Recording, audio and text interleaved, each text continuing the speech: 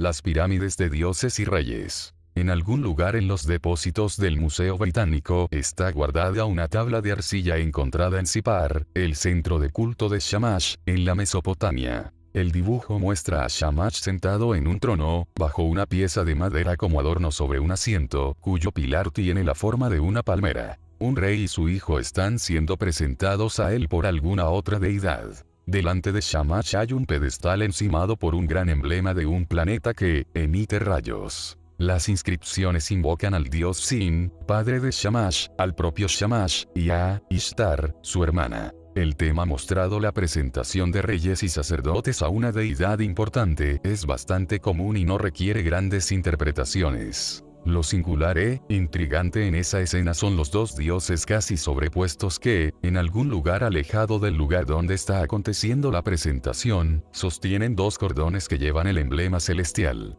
¿Quién son los divinos portadores de los cordones? ¿Cuál sería su función? ¿Ambos están en un mismo lugar?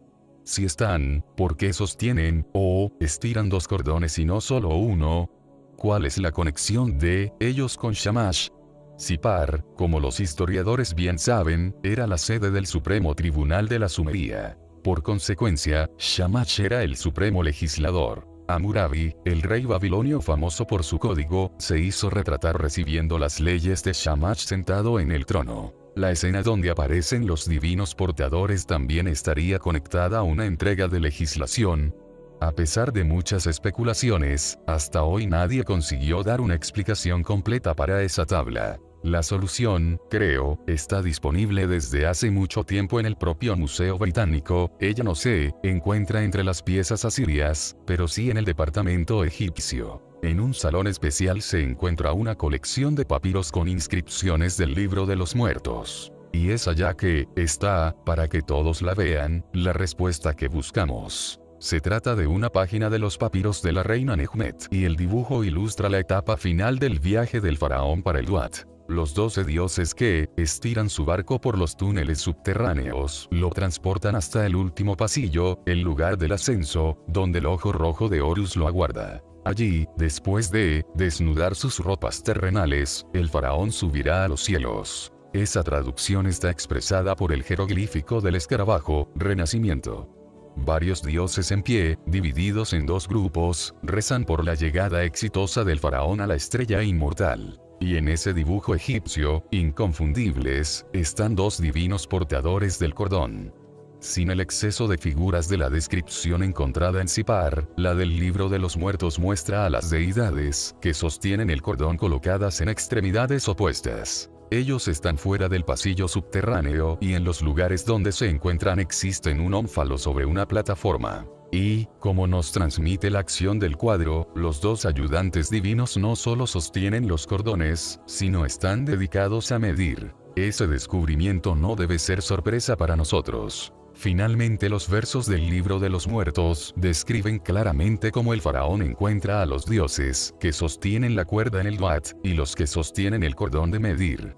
Recordemos ahora un pasaje del libro de Enoc, donde se cuenta que, cuando él estaba siendo llevado por un ángel para visitar el paraíso terrestre en el este, vio aquellos días dos largos cordones que eran entregados a ángeles, que tomaron alas, y partieron para el norte. Respondiendo a las preguntas del patriarca, el ángel guía explicó: ellos partieron para medir, traerán las medidas de los justos para los justos, todas esas medidas revelarán los secretos de la tierra. Seres con alas yendo hacia el norte con la intención de medir, medidas que revelarán los secretos de la tierra. Súbitamente, las palabras del profeta Habacuc resuenan en nuestros oídos, palabras que describen la aparición del Señor que, venido del sur, se dirige hacia el norte. El Señor del sur vendrá. El santo del monte Paran. Los cielos están cubiertos por su halo, su esplendor envuelve la tierra. Su brillo es como luz. Sus rayos emanan de donde su poder se esconde. La voz va delante de él, centellas emanan de la parte inferior. Él hace una pausa para medir la tierra. Él es visto, y las naciones estremecen. ¿Estarían la medición de la tierra y sus secretos relacionados con los vuelos de los dioses en el firmamento de nuestro planeta? Los textos ugaríticos en lengua semítica nos dan una pista adicional cuando cuentan que, del pico de Safón, Baal extiende un cordón fuerte y flexible para los cielos, hasta la sede de Cades. Siempre que esos textos cuentan sobre mensajes de un dios para otro, el verso se inicia con la palabra Ut. Los especialistas creen que ella debía ser un prefijo de invocación, algo como "usted está dispuesto a oírme". Sin embargo, en las lenguas semitas la palabra Ut significaba cordón, cuerda. En egipcio, lo que es bastante significativo, el término se traduce por extender, estirar. Heinrich Brooks, comentando un texto egipcio que relata las batallas de Horus, la saga o leyenda del disco solar alado, destacó que la palabra Ut también era el nombre de lugares geográficos, tanto de la morada de los medidores con alas, como de la montaña donde se encerró a Horus. En la representación egipcia, vemos que existe un ónfalo, o piedras de oráculo, en el lugar donde están posados los divinos medidores. En Baalbek también había un ónfalo, una piedra del esplendor que ejecutaba las funciones de Ut. En Heliópolis, ciudad gemela de Baalbek, también existía una de esas piedras. Recordemos que Baalbek era la plataforma de aterrizaje de los dioses. Los cordones egipcios llevaban al local elevado del faraón situado en el Duat. El dios bíblico, llamado El, por Habacuc, medía la tierra mientras volaba desde sur hacia el norte. ¿Todo eso será solo una serie de coincidencias o varias piezas de un rompecabezas?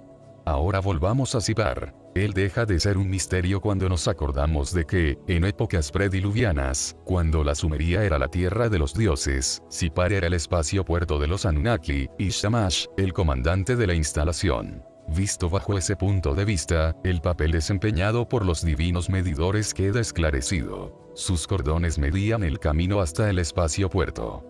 Será útil recordar ahora cómo fue fundada Sipar, cómo se determinó la localización del primer espacio puerto de la Tierra hace cerca de 400.000 años. Cuando Enlil y sus hijos recibieron la encomienda de construir un espacio puerto en la llanura entre los dos ríos, en la Mesopotamia, ellos partieron de un plano regente, comprendiendo la elección de un lugar adecuado para el espacio puerto en sí, la determinación del corredor de vuelo y el posicionamiento de las instalaciones de orientación y control de la misión. El plan usó como referencia básica el accidente geográfico más notable y sobresaliente del Oriente Medio, el monte Ararat, que fue cortado por un meridiano, una línea imaginaria norte-sur. La trayectoria de vuelo, comenzando sobre el Golfo Pérsico, muy distante de las cadenas de montañas del continente, quedó demarcada en el ángulo fácil y preciso de 45 grados en relación al meridiano. El espacio puerto, Sipar, la ciudad de los pájaros, quedaría en el punto donde las dos líneas se cruzaban, en los márgenes del río Éufrates. 5 ciudades, equidistantes entre sí, fueron colocadas sobre la línea diagonal, con la inclinación de 45 grados. La del medio Nippur, el lugar de la travesía, serviría como centro de control de la misión. Otros 2 poblados determinarían la formación de un pasillo en forma de flecha. Todas las líneas imaginarias pasando por esas ciudades convergirían en Sipar. Sin embargo, todo el complejo del espacio puerto y ciudades auxiliares fue arrasado por el diluvio, hace cerca de 13.000 años. Después de la catástrofe, de las instalaciones de los Nefilim, solo quedó la plataforma de aterrizaje de Baalbek, y mientras no se construyera un nuevo espacio puerto, todos los aterrizajes y despegues de las naves espaciales debían realizarse allí, desde Baalbek. Vamos a suponer que los Anunnaki, confiado en alcanzar el sitio, escondido entre 2 cordilleras de montañas, confiando únicamente en su gran experiencia de pilotos. Lo más probable es que, así que fue posible, ellos demarcaron otro corredor de aterrizaje en forma de flecha apuntando hacia Baalbek. Con el auxilio de fotos de la Tierra tomadas por vehículos espaciales de la NASA, podemos visualizar el Oriente Medio como los Anunnaki lo veían desde sus naves. Allá, en un punto muy al norte, estaba Baalbek, que les podría servir como referencia natural, la cual ellos podrían utilizar como orientadores para la dirección correcta, para determinar así un corredor de aterrizaje triangular. Muy cerca, al sudeste se elevaba el macizo de granito del sur de la península del Sinaí. Entre la masa de roca se eleva el pico más alto, actualmente llamado Monte Santa Catarina, que podría servir como una referencia natural, formando la línea sudeste. Pero, ¿cuál sería el punto de referencia, al noroeste, que junto con Baalbek, formaría la otra línea del triángulo? A bordo de la nave, el topógrafo El Divino Medidor, lanzó una mirada para el panorama terrestre al frente y después estudió nuevamente los mapas. A la distancia, además de Baalbek, se elevaba el monte Ararat con sus dos picos. Él trazó una línea recta uniendo el Ararat y Baalbek, y prolongándose hasta Egipto. Enseguida, el topógrafo cogió un compás. Colocando la punta seca en Baalbek, para usarla como foco, diseñó un arco pasando por el pico más alto de la península del Sinaí. Al punto donde el arco cortó la línea Baalbek-Ararat, él hizo una marca cualquiera, por ejemplo, una cruz dentro de un círculo. Entonces diseñó dos líneas de igual largura, una conectando Baalbek con el pico del Sinaí y la otra conectando Baalbek con el punto marcado por la cruz. Ese será el pasillo de aterrizaje que nos llevará directo para la plataforma, dijo el topógrafo. Pero, señor, protestó alguien a bordo, no existe nada en ese lugar donde diseñó la cruz, ningún marco natural que pueda servir de marco para orientar a nuestros pilotos. Entonces tendremos que construir una montaña artificial, una pirámide, en aquel lugar. Y ellos partieron para comunicar la decisión a sus superiores. ¿Será que hubo una conversación como esa dentro de una de las naves de los Anunnaki? Claro que jamás podremos tener la certeza, a no ser que un día se encuentre una tabla de arcilla donde haya sido registrado el evento. Yo solamente dramaticé algunos hechos impresionantes e innegables. La plataforma de Baalbek, inigualable, está desde tiempos inmemoriales y continúa intacta en su inmensidad enigmática. El monte Santa Catarina, el pico más alto de la península del Sinaí, es considerado un lugar sagrado desde la antigüedad, junto con su vecino, el monte Musa, y siempre estuvo envuelto en leyendas sobre dioses y ángeles. La Gran Pirámide de Giza, junto con sus dos compañeras y la Esfinge, son monumentos sin igual en el mundo y están situados exactamente sobre la prórroga de la línea Ararat-Baalbek. Las distancias entre Baalbek y el monte Santa Catarina, y entre Baalbek y la Gran Pirámide, son exactamente iguales. Esos 4 puntos son solo parte de un impresionante plan de orientación, elaborado por los Anunnaki en conexión con su espacio puerto postdiluviano. Por lo tanto, si aquella conversación a bordo de la nave haya o no acontecido, estoy convencido de que fue así que surgieron las pirámides de Egipto. Existen muchas pirámides y estructuras piramidales en Egipto, que salpican toda la región. Estas van desde el delta del Nilo, al norte, hasta el sur, penetrando inclusive en la Nubia.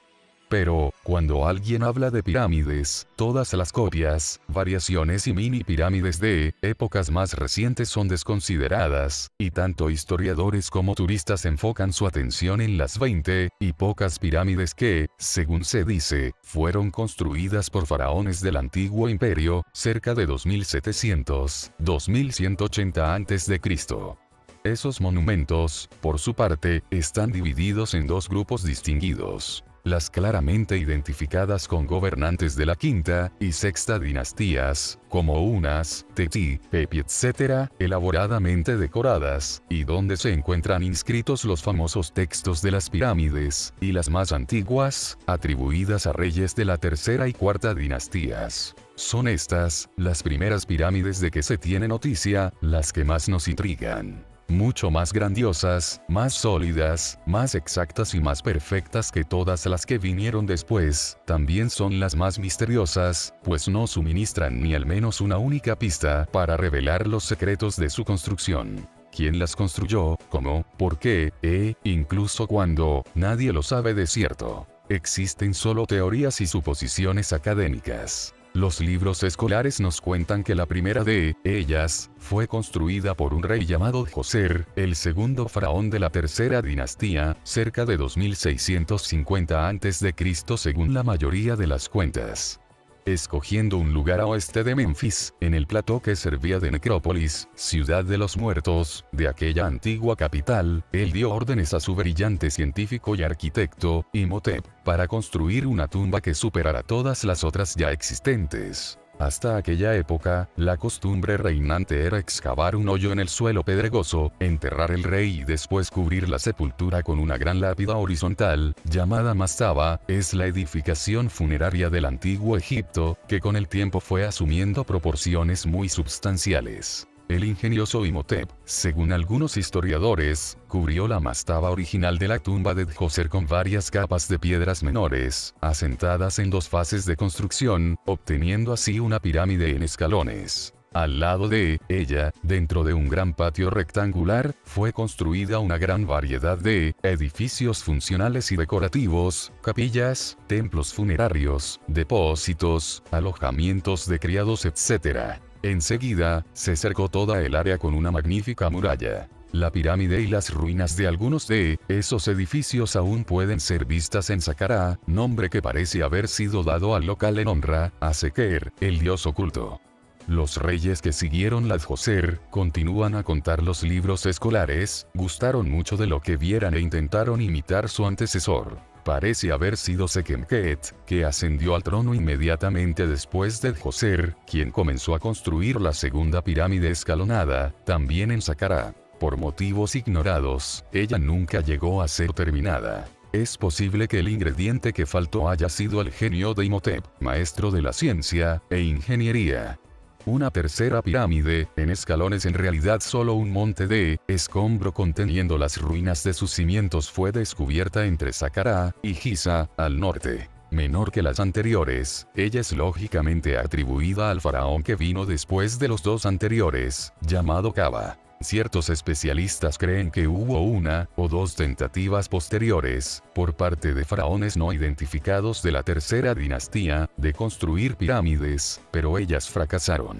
Ahora tenemos que ir a unos 45 kilómetros al sur de Saqqara, a un lugar llamado Meidum, para visitar la pirámide que, cronológicamente, es considerada la 4ª en la fila. En la ausencia de indicios consistentes, se presume que ella haya sido construida por el faraón que se siguió a los anteriores, llamado Suni. Por medio de evidencias circunstanciales, se afirma que él solo inició la obra y que la tentativa de terminar la pirámide cupo a su sucesor, Snefru, el primer rey de la 4ª dinastía. Ella comenzó, como las anteriores, bajo la forma de una pirámide en escalones, pero, por motivos totalmente ignorados, para los cuales no existen ni aún teorías, sus constructores resolvieron hacer una pirámide de verdad, o sea, con lados planos. Eso significaba que una capa de revestimiento, constituida de piedras pulidas, debería ser asentada en un ángulo bastante agudo. También por motivos desconocidos se escogió un ángulo de 52 grados.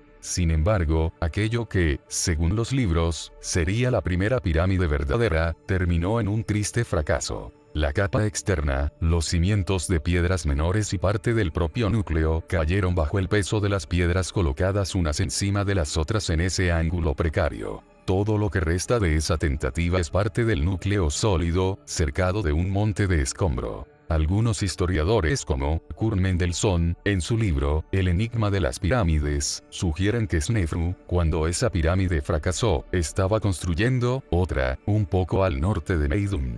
Apresuradamente, sus arquitectos modificaron el ángulo de construcción, que, siendo menor, 43 grados, garantizó mayor estabilidad y redujo la masa y altura de la pirámide. Fue una decisión sabia, como comprueba el hecho de que ese monumento, apropiadamente llamado de pirámide torcida, aún permanece en pie. Incentivado por su éxito, Snefru ordenó la construcción de otra pirámide verdadera cerca de la primera. Ella es llamada la pirámide roja, debido al color de sus piedras. Supuestamente ella representa la realización del imposible. Una forma triangular, elevándose a partir de una base cuadrada, con lados de 200 metros de largo, teniendo una altura de 100 metros. El triunfo, empero, no fue obtenido sin un poquito de engaño. En vez de la inclinación perfecta, con 52 grados, las caras de esa primera pirámide clásica se elevan en un ángulo mucho más desequilibrado de 44 grados.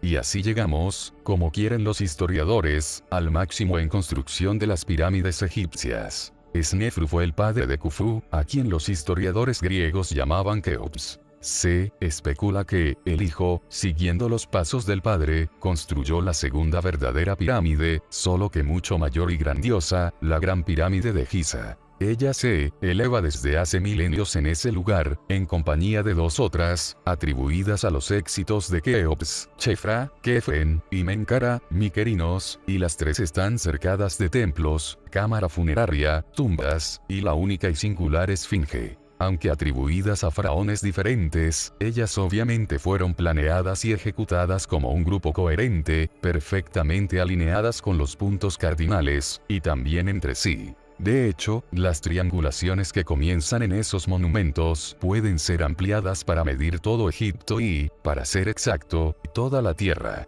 Los que primero se dieron cuenta de eso en tiempos modernos fueron los ingenieros de Napoleón, escogiendo el ápice de la Gran Pirámide como el punto focal, a partir del cual triangularon y mapearon todo el Bajo Egipto. La tarea resultó muy fácil, cuando se descubrió que el complejo de Giza está situado sobre el paralelo 30 norte. Él fue construido en el borde este, en la extensión de terreno plano situado en una pequeña elevación, que comienza en Libia, al oeste, y se extiende hasta los márgenes del Nilo. Aunque solo se eleva a 45 metros por encima del valle del río, Giza ofrece una visión amplia y no obstruida de los 4 puntos del horizonte. La Gran Pirámide queda en el bordillo nordeste, un terreno con elevación, y a las pocas decenas de metros al norte y al este tiene inicio un terreno arenoso y lodoso, donde sería imposible construir estructuras tan inmensas. Uno de los primeros científicos en hacer mediciones precisas, Charles Piazzi Smith, en su libro, Nuestra herencia en la Gran Pirámide, estableció que el centro de la Gran Pirámide queda en la latitud norte 29 grados 58-55, a solo un 1,6 de grado, del paralelo 30.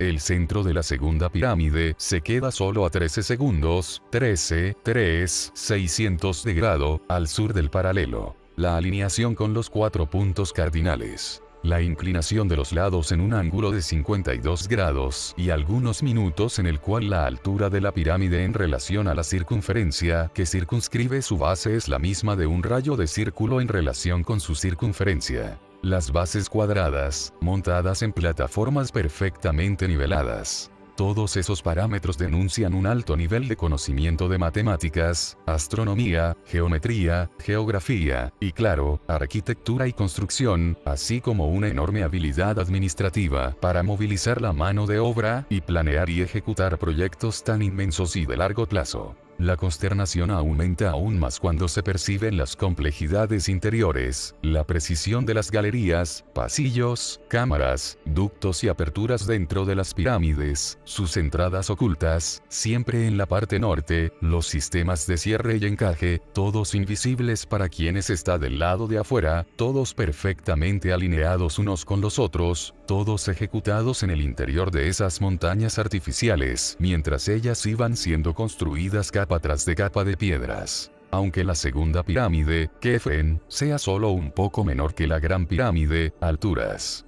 143,35 y 146,4 metros. Lados de la base 215,64 y 230,58 metros, fue siempre esta la que despertó el interés y la imaginación de historiadores y turistas, desde que los hombres pusieron los ojos en esos monumentos. Ella fue, y continúa siendo la mayor construcción en piedra del mundo, poseyendo entre 2,3 y 2,5 millones de bloques de piedra caliza amarillo en el núcleo, de piedra caliza blanca como revestimiento pulido, y granito en los laterales y techo de cámaras, y galerías interiores, etc. La masa total, estimada en aproximadamente 2,6 millones de metros cúbicos, pesando 7 millones de toneladas, según los cálculos, excede la de todas las catedrales, iglesias y capillas sumadas, construidas en Inglaterra desde el inicio del cristianismo. La Gran Pirámide está asentada sobre suelo artificialmente nivelado y se eleva a partir de una fina plataforma, cuyos cantos son marcados por conexiones de función desconocida. A pesar del paso de los milenios, deslizamientos continentales, el balance de la Tierra en torno a su propio eje, terremotos y el inmenso peso de la propia pirámide, la plataforma de base, relativamente fina, menos de 7 metros de espesor, continúa intacta y perfectamente nivelada. El error, o variación en su alineación horizontal, es de menos de 3 centímetros a lo largo de los 231 metros de largo de los lados de la plataforma. A la distancia, las tres pirámides de Giza parecen tener caras lisas, pero cuando se aproximan a ellas, se pueden observar que, ellas son un tipo de pirámide en escalones, construidas capa después de capa. Los especialistas las llaman de cursos, de piedras, cada una menor que la anterior. De hecho, estudios modernos sugieren que la Gran Pirámide es una pirámide escalonada en su núcleo, diseñado para sostener gran tensión vertical. Esas placas fueron removidas en la época de la dominación árabe, y usadas en la construcción de la ciudad del Cairo, pero algunas de ellas aún pueden ser vistas en su posición original en lo alto de la segunda pirámide, y unas pocas fueron descubiertas en la base de la Gran Pirámide. Esas placas de revestimiento determinaban el ángulo de la pirámide y constituyen las piedras más pesadas empleadas en la construcción. Las 6 caras de cada bloque fueron cortadas y pulidas con una exactitud que solo se ensambla dentro de patrones ópticos, pues se ajustaban no solamente a las piedras del núcleo que cubrían, sino también a sus vecinas en los 4 lados, formando en su conjunto un área de precisión de 8,5 hectáreas de bloques de piedra caliza blanca. Actualmente las pirámides de Giza ya no tienen el ápice, o la punta de la pirámide, también en forma piramidal, los piramidions, que pudieron haber sido de metal, o revestidos de un metal brillante, como las puntas de los obeliscos. ¿Quién los retiró de tan grande altura, cuándo y por qué? No se sabe. De lo que se tiene conocimiento, es que en las pirámides de épocas posteriores, esas piedras ápice, parecidas con el Ben de Heliópolis, eran hechas de granito especial y poseían muchas inscripciones. El piramidión de la pirámide de Amenemhet, en Dashur, encontrada enterrada a poca distancia de ella, tenía el emblema del disco alado y la inscripción: el rostro del rey Amenenquet está abierto, para él poder contemplar al Señor de la montaña de la luz, cuando él vuela por el firmamento. Heródoto visitó Giza en el siglo V, época en que las pirámides aún mantenían las placas de revestimiento, pero él no menciona la presencia de la punta, o extremo. Como tantos otros antes y después de él, el historiador griego se quedó imaginando cómo esos monumentos, considerados como una de las 7 maravillas del mundo antiguo, podían haber sido construidos. Sus guías le informaron que habían sido necesarios 100.000 hombres, sustituidos cada 3 meses, y 10 años de opresión del pueblo, solo para construir la rampa hasta el lugar de la obra, para posibilitar el transporte de los bloques de piedra. La pirámide en sí exigió 20 años de construcción. Heródoto nos transmitió la información de que fue el faraón Keops, Khufu, quien ordenó la construcción de la Gran Pirámide, pero no explica cómo, ni por qué.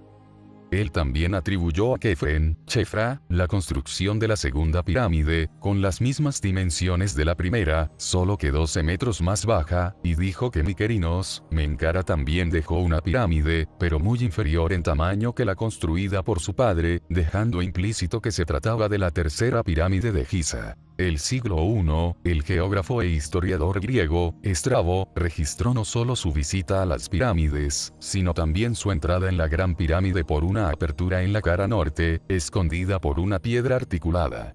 Después de descender un pasillo largo y angosto, él alcanzó un agujero cavado en el lecho rocoso bajo la plataforma, como tantos otros turistas griegos y romanos ya habían hecho antes de él. La localización de esa entrada acabó siendo olvidada los siglos que siguieron, y cuando el califa, Al-Ma'mún, intentó entrar en la Gran Pirámide el año de 820, necesitó emplear un verdadero ejército de ingenieros, herreros y albañiles para perforar las piedras, abriendo un túnel hasta el núcleo. Lo que lo incentivó a emprender esa obra fue el interés científico aliado a la codicia, pues el califa estaba al corriente de las antiguas leyendas que afirmaban la existencia, en el interior de la pirámide, de una cámara secreta donde en la antigüedad habían sido escondidos mapas celestes y terrestres, inclusive globos, así como armas que no herrumbran y vidrio que puede ser doblado sin quebrarse.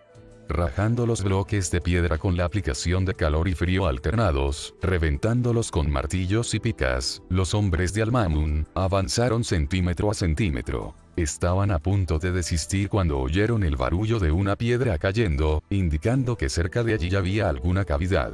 Con renovado vigor, ellos continuaron quebrando las piedras y acabaron por alcanzar el pasillo descendiente. Subiéndolo, llegaron a la entrada original, que no habían visto del lado de afuera. Descendiendo, encontraron la cavidad subterránea descrita por Estrabo. Un túnel que de ella salía no llevaba a lugar ninguno. En lo que decía respecto a los aventureros, todos sus esfuerzos habían sido vanamente. Las otras pirámides fuera de Giza, que habían sido demolidas o penetradas, poseían la misma estructura interna. Un pasillo descendiente, llevando a una o más cámaras. Sin embargo, en la Gran Pirámide ellas no existían. Ya no había secretos para que sean descubiertos. El destino, sin embargo, intervino. Fue el sonido de una piedra cayendo en el vacío que hubo estimulado a los hombres de Al-Mamun a continuar el trabajo. Cuando estaban para desistir una vez más, vieron una piedra caída en el pasillo. Ella era triangular, un formato bastante extraño. Examinando el techo, los trabajadores descubrieron que ella servía para esconder de la vista un gran bloque de granito posicionado en ángulo en relación al pasaje. Ese bloque escondería el camino para una cámara realmente secreta, y jamás penetrada antes. Como no tenían medios de mover o quebrar el bloque de granito, los hombres del califa continuaron profundizando el túnel que habían excavado en la piedra de caliza blanca, para dar la vuelta en torno a él. Ellos descubrieron entonces que aquel bloque era el primero de una serie de piedras de granito y de piedra caliza blanca que obstruían un pasillo ascendente, posicionado en un ángulo de 26 grados, el mismo del pasillo descendiente, y exactamente a la mitad del ángulo de inclinación de las caras de la pirámide.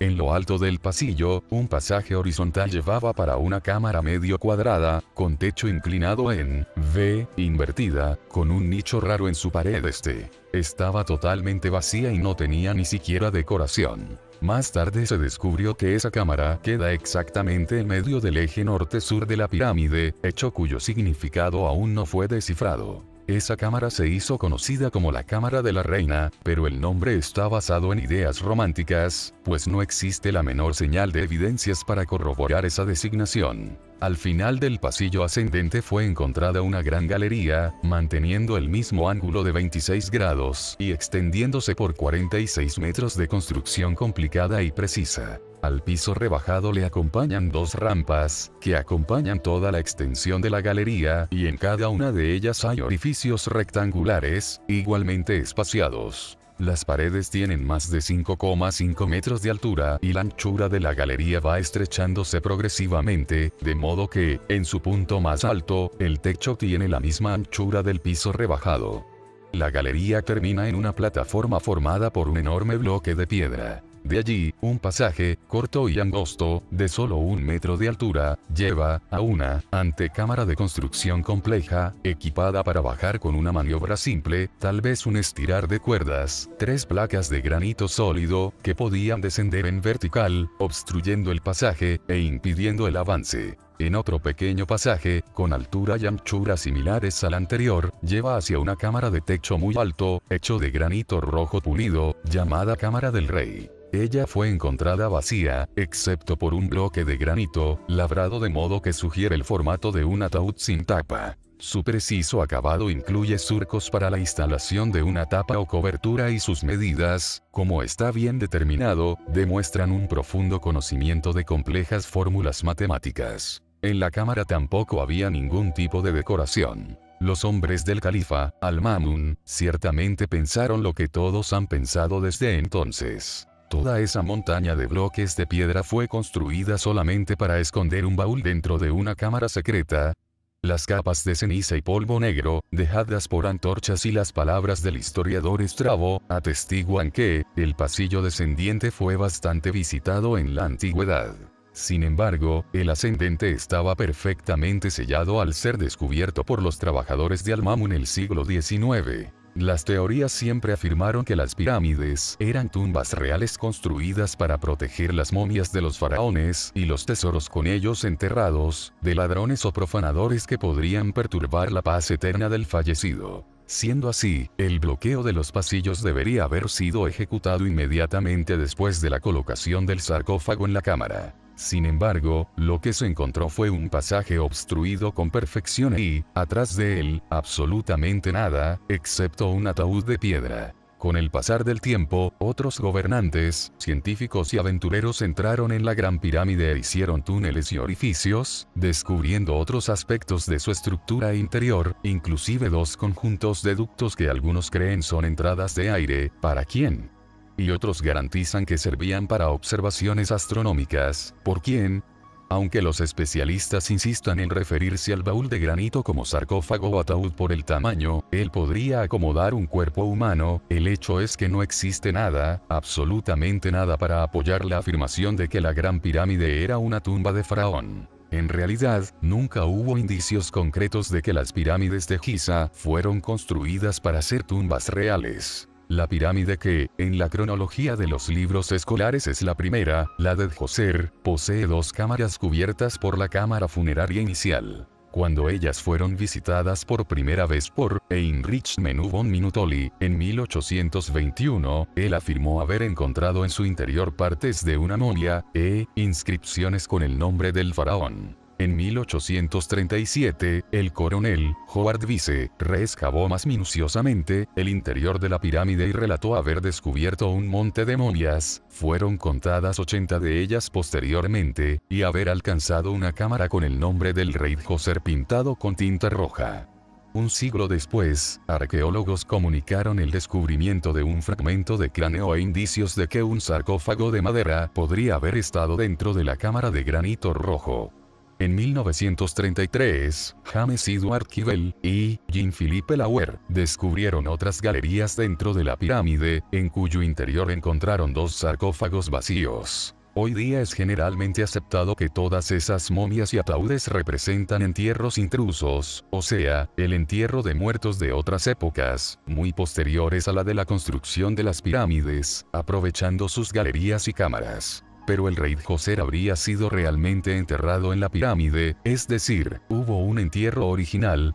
La mayoría de los arqueólogos duda de que Djoser fuera realmente sepultado dentro de la pirámide que tiene su nombre. Todo indica que él fue enterrado en una magnífica tumba descubierta en 1928, al sur de la pirámide. Esa tumba sur, como se hizo conocida, era alcanzada por una galería cuyo techo de piedra imitaba palmeras, llevando a una apertura imitando una puerta semiabierta, que se abría para un gran salón. Otras galerías conducían a una cámara subterránea hecha de bloques de granito, y en una de sus paredes, en 3 puertas falsas habían grabado la imagen, nombre, y títulos de Djoser. Actualmente, muchos eminentes egiptólogos creen que la pirámide era solo una tumba simbólica de Djoser, y que el rey fue enterrado en la tumba del sur ricamente decorada. En la parte superior tenía una superestructura rectangular grande, con forma de un domo, con una sala en ella que contenía la cámara mortuoria, como se muestra en algunos dibujos egipcios. La pirámide en escalones, probablemente iniciada por el sucesor de Djoser, Sekhemkhet, también contenía una cámara mortuoria, que al ser descubierta abrigaba un sarcófago de alabastro. Los libros cuentan que el arqueólogo que la encontró, Zakaria Goneim, concluyó que la cámara fue invadida por ladrones, que habían robado la momia, y todo el contenido del compartimiento. Sin embargo, eso no es totalmente cierto. De hecho, el señor Goneim encontró la puerta deslizante vertical del baúl de alabastro cerrada, y cerrada con yeso, y restos de una corona de flores aún permanecían sobre la rampa del ataúd. Como él contó, al ver eso, sus esperanzas alcanzaron el punto máximo. Sin embargo, cuando el sarcófago fue abierto, vimos que él estaba vacío, y parecía jamás haber sido usado. ¿Habría el cuerpo de algún rey un día reposado allí? Mientras algunos aún afirman que sí, otros están convencidos de que la pirámide de Sekhemkhet, los sellos en el sarcófago que están grabados con su nombre comprueban la identificación, era solo un monumento funerario, construido en memoria de un muerto, es decir, una tumba simbólica. La tercera pirámide, en escalones, atribuida a Khafra, también contenía una cámara mortuoria, encontrada vacía, sin momia, y sin un sarcófago. Los arqueólogos identificaron en el área vecina las ruinas de otra pirámide, no terminada, que imaginan fue iniciada por el sucesor de Khafra. La subestructura de granito contenía un inusual sarcófago de forma oval, hundido en el piso, como si fuera una bañera moderna. La tapa estaba todavía en su lugar, sellada herméticamente con cemento. No había nada en su interior. Los arqueólogos descubrieron restos de otras 3 pirámides pequeñas, atribuidas a gobernantes de la tercera dinastía. En una de ellas, no se ha examinado todavía la subestructura. En otra, no existía ningún tipo de cámara mortuoria. En la tercera, la cámara mortuoria, no hay evidencia de algún entierro. No encontraron nada en la cámara sepulcral de la pirámide derrumbada de Meidum, ni siquiera un sarcófago. Flinders Petrie, que la examinó minuciosamente, encontró en ella solo fragmentos de un ataúd de madera que anunció que eran los restos del féretro de Snefru. Actualmente, todos los especialistas creen que esos fragmentos provenían de un sepelio mucho más posterior, un entierro intruso. La pirámide está cercada por numerosas cámaras funerarias de la tercera y de la cuarta dinastías, pues allí eran enterrados los miembros de la familia real y otras personalidades de la época. El recinto de la pirámide se conectaba a una estructura más baja, el llamado templo funerario, que actualmente está sumergido en el Nilo. Es posible que haya sido en ese lugar cercado y protegido por las aguas sagradas del río, que fue colocado el cuerpo del faraón. Las otras 2 pirámides, de acuerdo con la cronología de los libros, son una molestia mucho más grande para aquellos que defienden la teoría de que ellas son tumbas. Las 2 pirámides de Dachur, la Tarta y la Roja, fueron construidas por Snefru. La primera posee 2 cámaras mortuorias, y la segunda 3. Si los faraones mandaban construir pirámides para abrigar su momia después de la muerte, ¿por qué Snefru construyó 2 de ellas, con 3 cámaras? Creo que ni necesito decir que los compartimentos fueron encontrados vacíos, sin sarcófagos. Después de extensas excavaciones, hechas por el Servicio de Antigüedades egipcio en 1947 y nuevamente en 1953, que se concentraron en especial en la pirámide roja, quedó constatado, como registra el informe oficial, que no se encontró allá ningún vestigio de una tumba real. La teoría una pirámide por faraón afirma que la pirámide siguiente, en orden cronológico, fue construida por Khufu, Keops, el hijo de Snefru, y según Heródoto, y los historiadores romanos que se basaron en sus obras, ella sería la gran pirámide de Giza. Como vemos, sus cámaras y compartimentos descubiertos en tiempos modernos, encontrados inviolados, estaban vacíos. Eso, de hecho, no debería ser gran sorpresa para los historiadores, pues el propio Heródoto escribió, Historia, vol. 2, página 127. El agua del Nilo, llevada por un canal artificial, rodea una isla donde, según se afirma, reposa el cuerpo de Keops. Quedaría la verdadera tumba del faraón en el valle próximo a las pirámides, más cerca del río.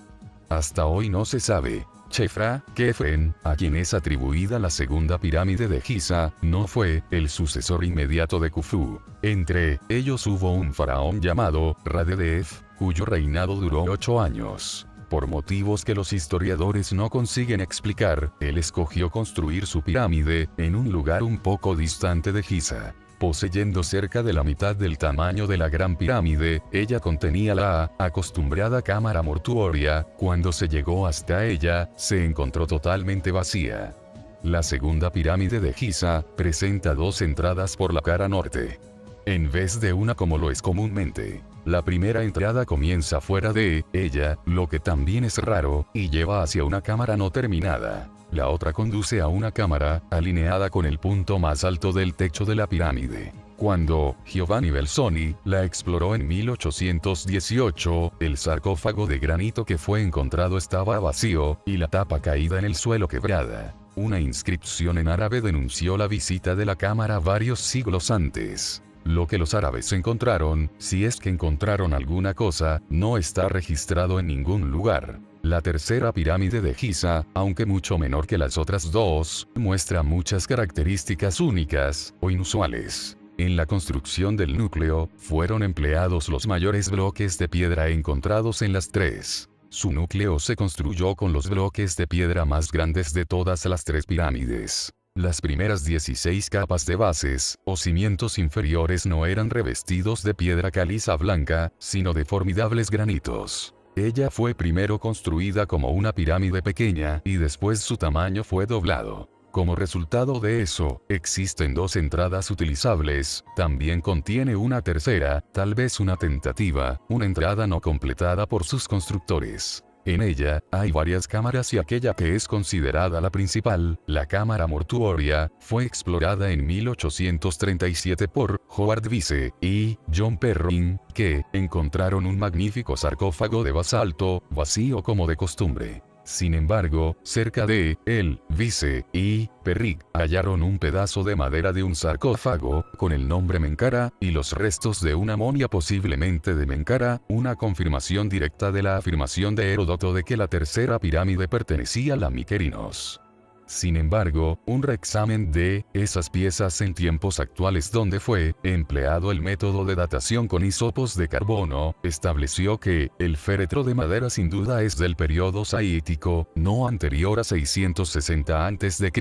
Kazimierz Michalowski escribió el libro titulado Arte del Antiguo Egipto, y que la momia encontrada era del inicio de la era cristiana. Por lo tanto, ninguna de las dos piezas podría formar parte de un entierro original. A pesar de que no tienen la certeza de que Mencara fue el sucesor inmediato de Chefra, los especialistas saben que después de él vino Shepseskaf, como de las varias pirámides jamás terminadas, o cuya construcción fue tan rudimentaria que no resta nada de ellas, habrían pertenecido a Shepseskaf, nadie puede decir. Sin embargo, todos son unánimes en afirmar que ninguna de ellas les sirvió de sepultura, pues Shepseskaf fue enterrado bajo una monumental edificación funeraria del antiguo Egipto, cuya cámara mortuoria contenía un sarcófago de granito negro. Cuando los arqueólogos la descubrieron, constataron que ella había sido saqueada por ladrones de tumbas de la antigüedad, que vaciaron la cámara y el sarcófago. La quinta dinastía comenzó con Userkaf, que construyó su pirámide en Saqqara, cerca del complejo de Djoser. Ella fue violada tanto por ladrones como por entierros intrusos. El sucesor del faraón, Saura, construyó su pirámide al norte de Saqqara, actual Abusir, y, aunque ella sea una de las más conservadas, nada se encontró en su cámara mortuoria rectangular. Sin embargo, la magnificencia de los templos que la rodean, extendiéndose hasta el valle del Nilo, y el hecho de que los salones del templo más próximo al río hayan sido ornamentados con columnas imitando palmeras, pueden indicar que la verdadera tumba de Saura quedaba en las inmediaciones de su pirámide. Neferirkara, que ascendió al trono después de Saura, construyó su complejo funerario en un lugar no muy distante del escogido por su antecesor. La cámara que existía dentro de su pirámide no terminada, o devastada, fue encontrada también vacía. Hasta hoy no se descubrieron monumentos que hubieran pertenecido a Neferirkara. Sin embargo, el próximo faraón construyó su pirámide usando más madera y ladrillos de arcilla, en vez de piedras, y por eso solo resta de ella unas pocas ruinas. Neuserra, el faraón siguiente, construyó su pirámide cerca de la de sus antecesores. Ella contenía dos cámaras, encontradas vacías, sin el menor vestigio de entierro. Sin embargo, Neuserra es más conocido por su templo funerario, construido en el formato de un obelisco corto y grueso, asentado sobre una pirámide truncada. El obelisco tenía 36 metros de altura y su ápice, o piramidión, estaba revestido con chapas de cobre. La pirámide del faraón que sucedió a Neuserra no fue encontrada, y es posible que se haya transformado en un monte de escombro cubierto por las arenas cambiantes del desierto. La de su sucesor solo fue identificada en 1945, y contenía la habitual cámara, también encontrada vacía, y sin ningún tipo de decoración.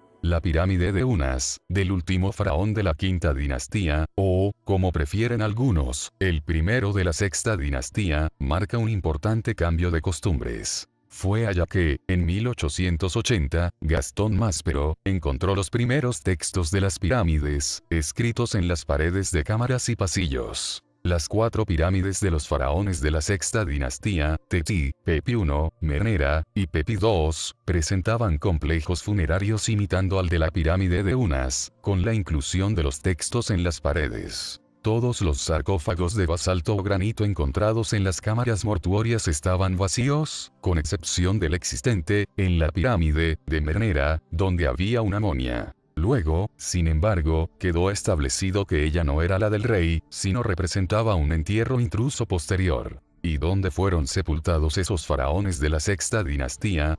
Las tumbas de esas dinastías, y de las anteriores quedaban todos en el sur de Egipto, en Abidos. Ese indicio, y muchos otros, hace mucho debían haber alejado totalmente la idea de que las tumbas reales eran monumento funerario, construidos en memoria de un muerto, y las pirámides los verdaderos lugares de entierro. Sin embargo, a las viejas creencias les cuestan mucho morir. Todos los hechos demuestran lo contrario. Las pirámides del viejo imperio nunca albergaron el cuerpo de un faraón porque no fueron construidas con ese objetivo. Formando parte del viaje simulado del faraón para la otra vida, cuando él partía en la dirección del horizonte, esos eran los puntos de referencia que guiaran su hasta la escalera al cielo, función exactamente igual a las de las pirámides originalmente construidas por los dioses, que les servían de puertas cuando ellos volaban por el firmamento. Lo que los faraones intentaron copiar, unos después de los otros, sugiero, no fue la pirámide de Djoser, como dicen los libros, sino las pirámides de los dioses. Las pirámides de Giza.